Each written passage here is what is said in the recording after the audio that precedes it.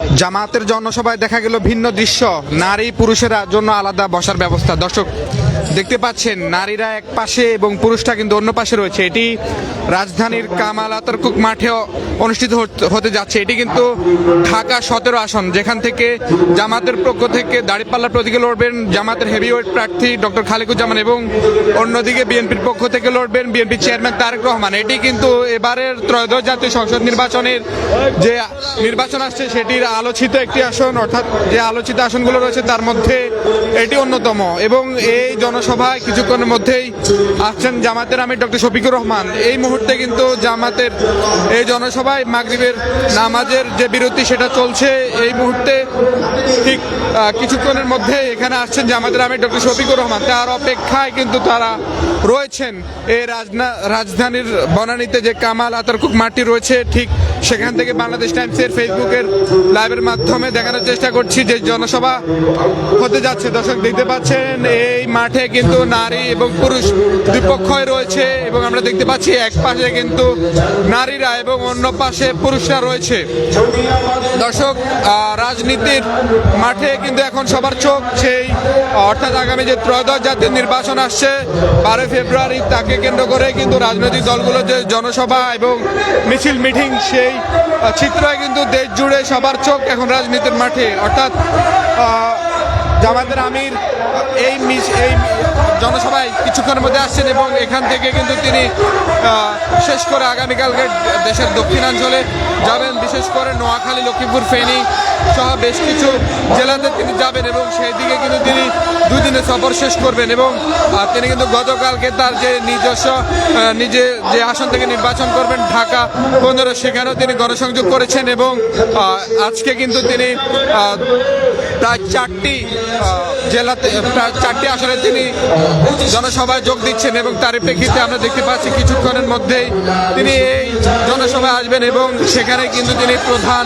অতিথির বক্তব্য দিবেন। এবং এই মুহূর্তে কিন্তু আমরা দেখতে পাচ্ছি ঠিক মঞ্চে আজকের এই জনসভার বিশেষ অতিথি জামাতের 17 আসনের মনোনীত প্রার্থী, যিনি দাঁড়িপাল্লা প্রতীকে লড়বেন জামাতের হেভিওয়েট প্রার্থী ডক্টর খালেকুজ্জামান, তিনি বিশেষ অতিথির বক্তব্য রাখবেন এবং তিনি কিন্তু এই মঞ্চে উপস্থিত হয়েছেন এবং জামাতের আমির কিছুক্ষণের মধ্যেই সেই সমাবেশে আসবেন। এবং আমরা দেখতে পাচ্ছি সেই সমাবেশকে ঘিরে কিন্তু জামাতের বিভিন্ন স্লোগান এবং যে গান সেগুলো কিন্তু গাওয়া হচ্ছে।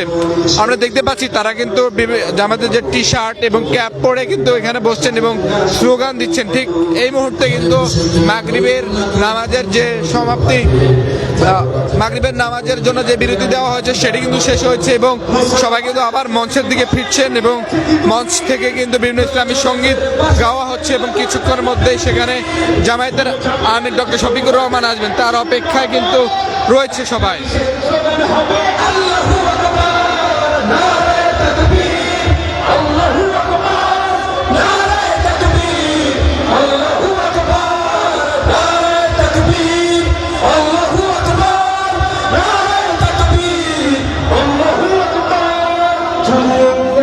দর্শক দেখতে পাচ্ছেন নারায়ে তাকবীর আল্লাহু আকবার স্লোগানে কিন্তু মুখরিত এই সমাবেশ, সরাসরি সেটি দেখানোর চেষ্টা করছি। এই মুহূর্তে মাগরিবের বিরতির পর কিন্তু শুরু হতে যাচ্ছে সে সমাবেশ এবং মন জুড়ে কিন্তু ইসলামী সঙ্গীত গাওয়া হচ্ছে এবং সেই সঙ্গীতের সাথে কিন্তু এখানে উপস্থিত যারা রয়েছে তারা কিন্তু স্লোগান দিয়ে যাচ্ছে এবং তারা কিন্তু তাল মিলাচ্ছে এবং অন্য পাশে কিন্তু এই সমাবেশে নারী সদস্যরাও রয়েছে দেখতে পাচ্ছেন। অর্থাৎ এই মাঠে কিন্তু নারী পুরুষের দুপক্ষে কিন্তু রয়েছে, অর্থাৎ এক পাশে নারীরা এবং অন্য পক্ষে কিন্তু পুরুষরা রয়েছে।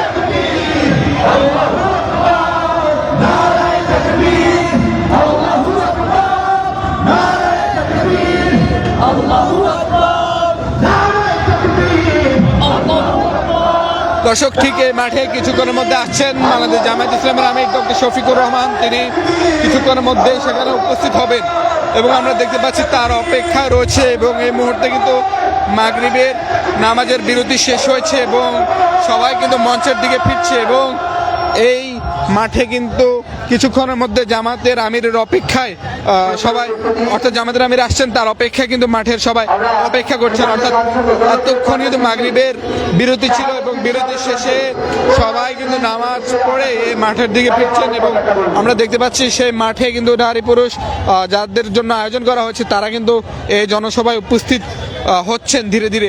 এবং আমরা দেখতে পাচ্ছি এই মুহূর্তে কিন্তু মঞ্চে কিছুক্ষণ আগে জামাতের আজকের এই জনসভার বিশেষ অতিথি জামাতের 17 আসন থেকে যিনি নির্বাচন করবেন ডক্টর খালেকুজ্জামান, তিনি মঞ্চে উপস্থিত হয়েছেন এবং কিছুক্ষণের মধ্যে জামাতের আমির উপস্থিত হবেন।